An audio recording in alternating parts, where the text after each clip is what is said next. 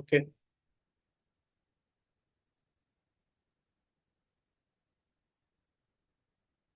নমস্কার। Good afternoon students. তো দেখো, আজকে তোমাদের ক্লাসের টপিক কি রয়েছে? অদৃশ্য আলোর ক্ষতিকারক প্রভাব, harmful effects of invisible light. অর্থাৎ কিছু আমাদের আলো আছে, পৃথিবীতে যে আলোগুলো আসে বা পৃথিবীতেই থাকে, সেই সব আলোগুলো কি হয় না, কিছু ক্ষতিকারক প্রভাব আছে, কিন্তু সেগুলোকে আমরা কিন্তু চোখে দেখতে পাই না। তাই বলছে অদৃশ্য আলোর ক্ষতিকারক প্রভাব, এবং তার তার প্রভাবটা খুবই ক্ষতিকারক। সেটা সম্বন্ধে কিন্তু আজকের ক্লাসটা আমরা জানবো। ঠিক আছে। এবার প্রথমে আমরা কি করব? প্রথমে আমরা একটা উক্তি পড়ে নেব, দেখব উক্তিটিতে কি রয়েছে।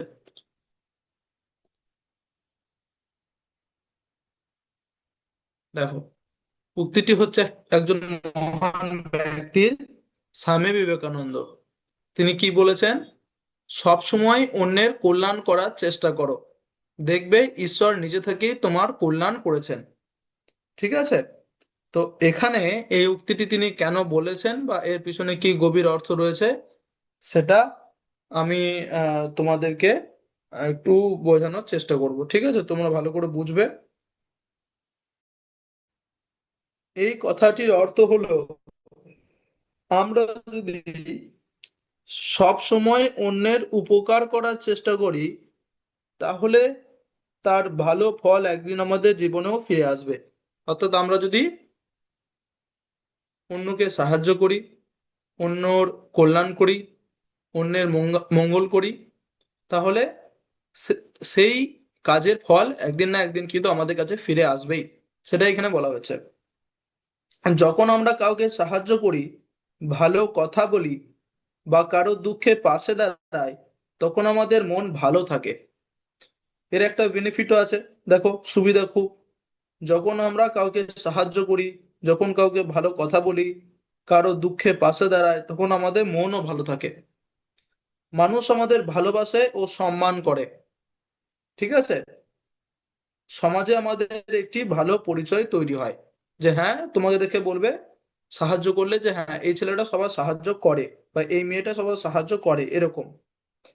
অনেক সময় আমরা বুঝতেই পারি না, কিন্তু আমাদের ভালো কাজের ফল ভবিষ্যতে অন্যভাবে আমাদের কাছে ফিরে আসে। কিছু সময় হয়তো আমরা বুঝতে পারি না, ঠিক আছে, কিন্তু যে কাজগুলো, ভালো কাজগুলো তুমি করেছো এর আগে, সেই কাজগুলোর ফল কিন্তু তোমার কাছে ফিরে আসবে, কিন্তু তুমি বুঝতে পারবে না। কেউ আমাদের বিপদে সাহায্য করে, কেউ আমাদের জন্য ভালো কিছু করে, এভাবেই ভালো কাজের প্রতিদান পাওয়া যায়। ঠিক আছে। ইংরেজিতে একটু বলে দিচ্ছি। This statement means that if we always try to help others, the good we do will return to us in some way. When we help someone, speak kindly, or stand by others in their difficult times, we feel happy and peaceful inside. People begin to love and respect us. We build a good reputation in society. Many times we may not even realize it, but the good deeds we do come back to us in different ways in the future. Someone may help us when we are in trouble, or something good may happen in our lives. In this way, good action bring good results. আরো বলছে, এখানে ঈশ্বর কল্যাণ করেন, লেখা হয়েছে না এখানে, ঈশ্বর নিজে থেকেই তোমার কল্যাণ করেছেন। তো এই যে বলছে ঈশ্বর কল্যাণ করেন, বলতে বোঝানো হয়েছে যে সৎ কাজ কখনো বিফলে যায় না। ঈশ্বর সব ভালো কাজ দেখেন এবং সঠিক সময়ে তার ফল দেন। তাই আমাদের সব সময় চেষ্টা করা উচিত অন্যকে সাহায্য করা, সত্য কথা বলা, ভালো ব্যবহার করা, দুঃখে সুখে মানুষের পাশে থাকা। কারণ ভালো কাজই একদিন আমাদের জীবনে সুখ, শান্তি ও সাফল্য এনে দেয়। এটাকে আমি একটু ইংরেজিতে বলে দিচ্ছি। Here God will do good to you means that good deeds never go to waste. God sees every good action and reward us at the right time. Therefore, we should always try to help others, speak the truth, behave kindly, stand by people in their happiness and sorrow, because good deeds bring happiness, peace, and success into our lives. তাহলে আশা করছি তোমরা এখানে যে উক্তিটি দেওয়া হয়েছে স্বামী বিবেকানন্দের সেটা ভালোভাবেই বুঝতে পেরেছো। যদি কোনো রকম কিছু অসুবিধা থাকে এটাতে অবশ্যই জিজ্ঞাসা করবে। এবার আমরা চলে যাব মেন যে টপিক ছিল সেটাতে, অদৃশ্য আলোর ক্ষতিকারক প্রভাব, harmful effects of invisible light. দেখি কি রয়েছে নেক্সট পেজে। না বলছে অদৃশ্য আলো কি, হোয়াট ইজ ইনভিজিবল লাইট। যে আলো চোখে দেখা যায় না তাকে অদৃশ্য আলো বলে। The light we can not see with our eyes is called invisible light. ঠিক আছে, এটা খুবই একটা সহজ সংজ্ঞা এখানে দেওয়া হয়েছে যে অদৃশ্য আলো কি, না যে আলো চোখে দেখা যায় না তাকে অদৃশ্য আলো বলে। What is invisible light, the light we can not see with our eyes is called invisible light. এখানে তিনটে এক্সাম্পল বা উদাহরণ দেওয়া হয়েছে। কি কি? এক নম্বর, আলট্রা ভায়োলেট, ইউভি রশ্মি, বাংলাতে আমরা জানি ইউভি রশ্মি বা অতি বেগুনি রশ্মি, তাই না? দু নম্বর বলছে ইনফ্রারেড রশ্মি, আইআর। তিন নম্বর হচ্ছে এক্স রে। তাহলে এখানে তিনটে এক্সাম্পল তোমাদেরকে আমি বললাম, একটা হচ্ছে ইউভি রশ্মি, একটা আইআর রশ্মি, আর একটা হচ্ছে এক্স রে রশ্মি। এরপর পরের পেজে আমরা এই তিনটে, পরের পেজগুলোতে এই তিনটে লাইট বা আলোর ব্যাপারে কিন্তু জানবো। মনে রাখবে এই প্রত্যেকটা আলোই হচ্ছে অদৃশ্য, ইনভিজিবল লাইট। ওকে, দেখি পরের পেজে কি রয়েছে। আলট্রা ভায়োলেট রে, ইউভি রশ্মি বা অতিবেগুনি রশ্মি, এর ক্ষতিকারক প্রভাবগুলো সম্পর্কে আমাদেরকে জানতে হবে।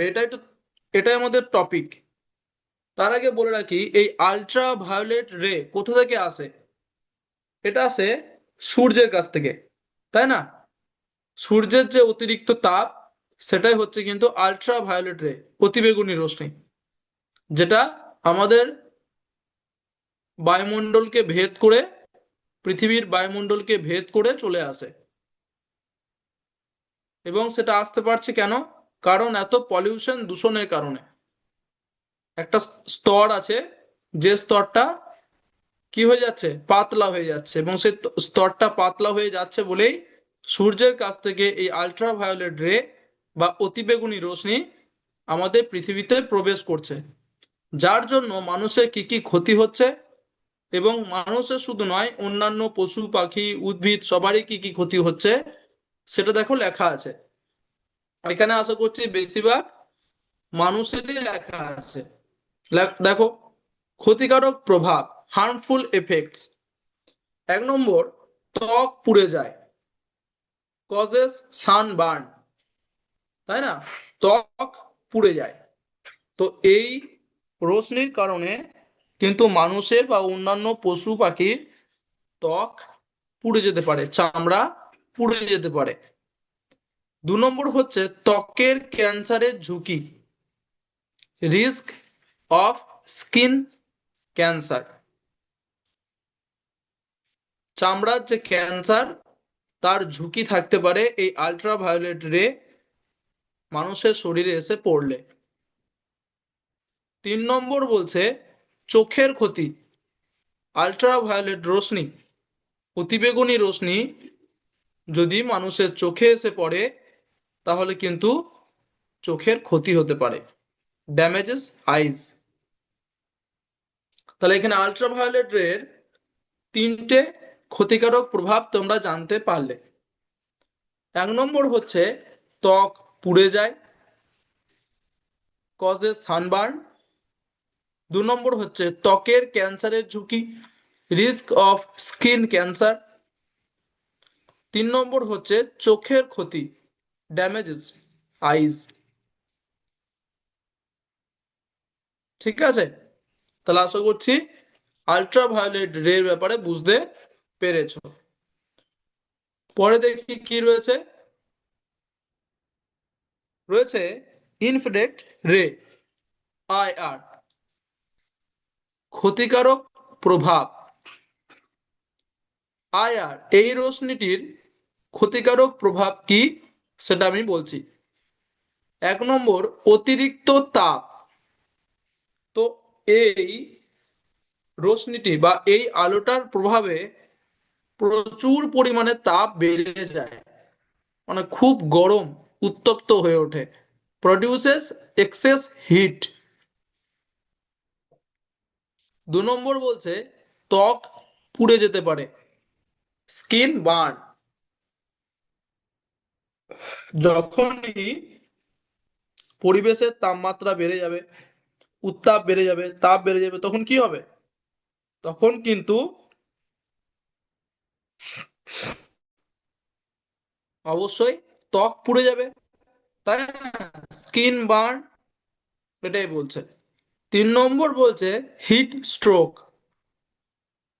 হিট স্ট্রোক, স্ট্রোক স্ট্রোক হয়ে যেতে পারে মানুষের, এটাই বলছে।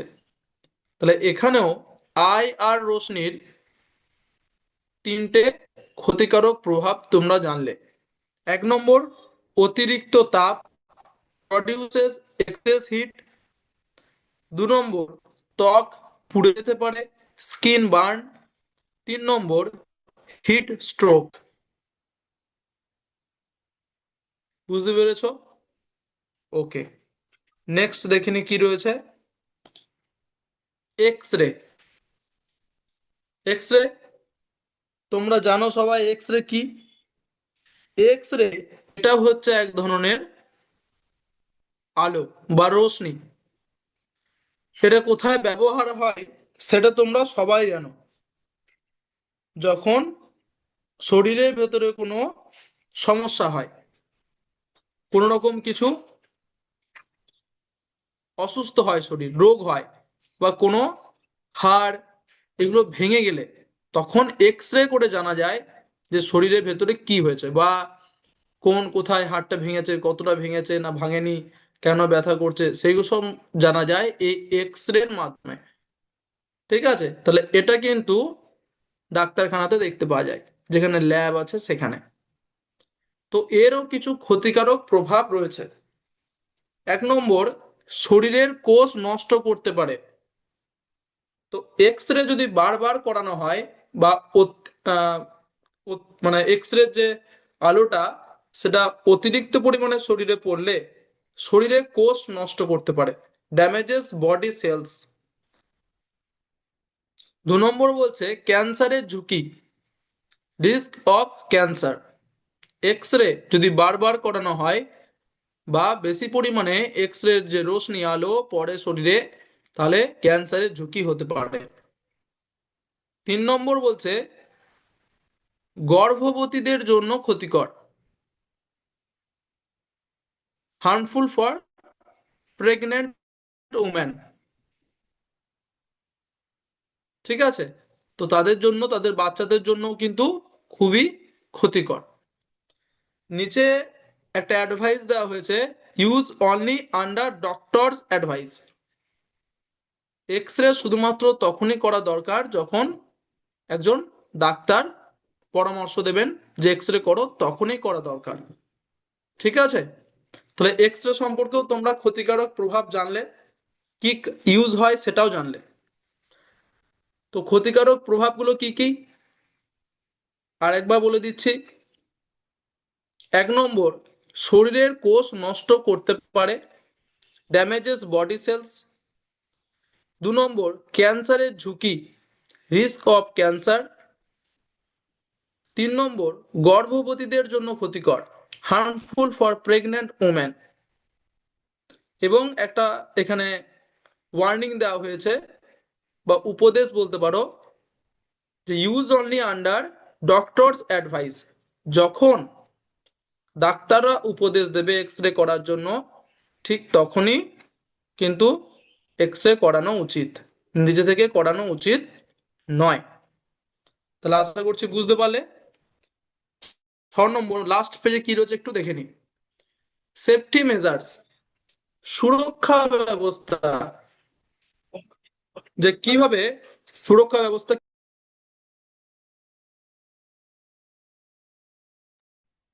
অর্থাৎ এগুলো থেকে আমরা এই যে অদৃশ্য যে ক্ষতিকারক আলো বা রশ্মি, সেগুলো থেকে আমরা কিভাবে বাঁচতে পারবো সেগুলো লেখা আছে এখানে। সুরক্ষা ব্যবস্থা, সেফটি মেজার্স।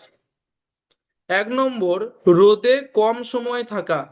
এই যে গ্রীষ্মকাল আসছে, আবার খুব রোদ হবে, তো তখন রোদে কম সময় থাকা, যতটা অ্যাভয়েড করা যায় ততটা কিন্তু করতে হবে। Avoid strong sunlight. 2 নম্বর, সানগ্লাস ব্যবহার, ইউজ সানগ্লাসেস, চোখের জন্য, ঠিক আছে, যাতে চোখে অতিবেগুনি রশ্মি হোক বা অন্য আয়ার রশ্মি হোক, যে কোনো রশ্মি হোক, যাতে না লাগে, চোখের জন্য কোনো রকম কিছু ক্ষতি না হয়। 3 নম্বর, ডাক্তারের পরামর্শ ছাড়া এক্স রে না করা, যেটা আগেই আমি বললাম, আগের পৃষ্ঠাতেই ছিল, take X ray only if necessary. তাও ডাক্তারের পরামর্শ ছাড়া কিন্তু করা উচিত নয়। তাহলে এগুলো হচ্ছে সুরক্ষা ব্যবস্থা, বুঝতে পেরেছো? আবার একবার বলে দিচ্ছি। 1 নম্বর, রোদে কম সময় থাকা, অ্যাভয়েড স্ট্রং সানলাইট। 2 নম্বর, সানগ্লাস ব্যবহার, ইউজ সানগ্লাসেস। 3 নম্বর, ডাক্তারের পরামর্শ ছাড়া এক্স রে না করা, take X ray only if necessary. তাহলে আশা করছি তোমরা এই যে টপিকটা আমি তোমাদেরকে পড়ালাম, অদৃশ্য আলোর যে ক্ষতিকারক প্রভাব, সেটা সম্বন্ধে বুঝতে পেরেছো। এরপর আমি তোমাদেরকে কি করাবো, এমসিকিউ করাবো। এবং এমসিকিউর যে টপিকটা, সেটা হচ্ছে কিন্তু আগের দিন ক্লাসে আমি যেটা পড়িয়েছিলাম, সেটা কি পড়িয়েছিলাম, স্পেকট্রাম, বর্ণালী, তাই তো? একদমই তাই। তো চলো স্টার্ট করি, দেখি বর্ণালী সম্পর্কে তোমাদের কি কি প্রশ্ন এখানে আসছে।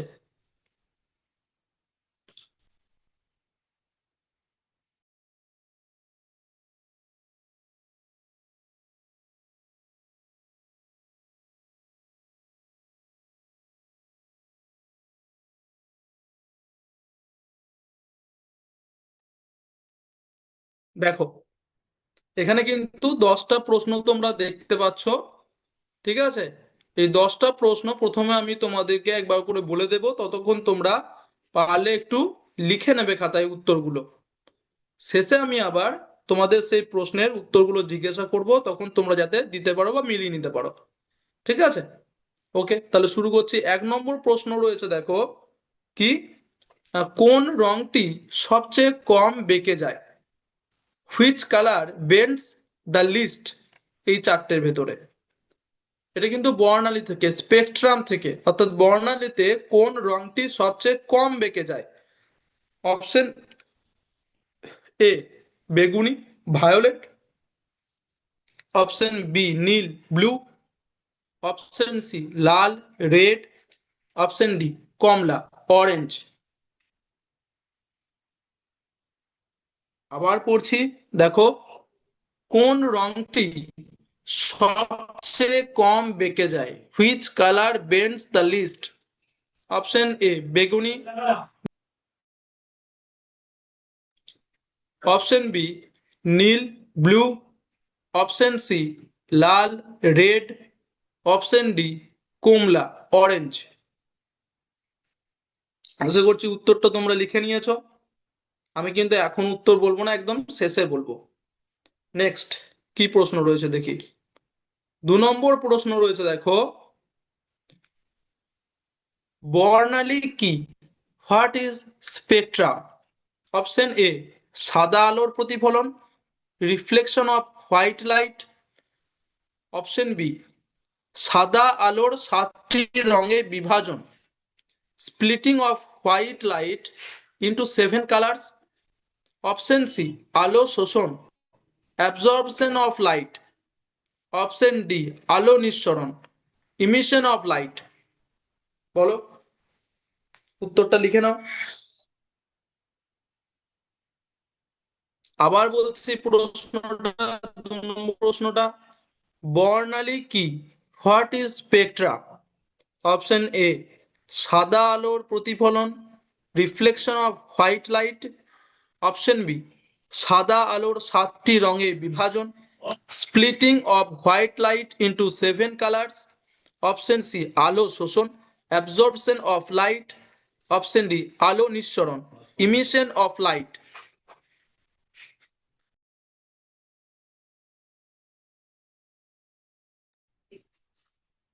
নেক্সট দেখি কি রয়েছে 3 নম্বর তোমাদের।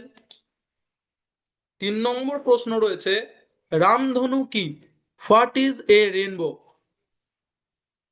অপশন এ কৃত্রিম আলো, আর্টিফিশিয়াল লাইট। অপশন বি প্রাকৃতিক বর্ণালী, ন্যাচারাল স্পেকট্রাম। অপশন সি প্রতিফলন, রিফ্লেকশন। অপশন ডি ছায়া, শ্যাডো।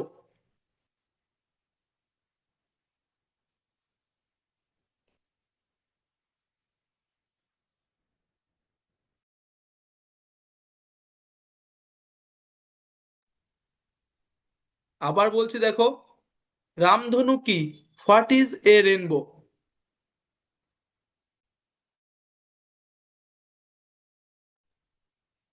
অপশন এ কৃত্রিম আলো, আর্টিফিশিয়াল লাইট। অপশন বি প্রাকৃতিক বর্ণালী, ন্যাচারাল স্পেকট্রাম। অপশন সি প্রতিফলন, রিফ্লেকশন।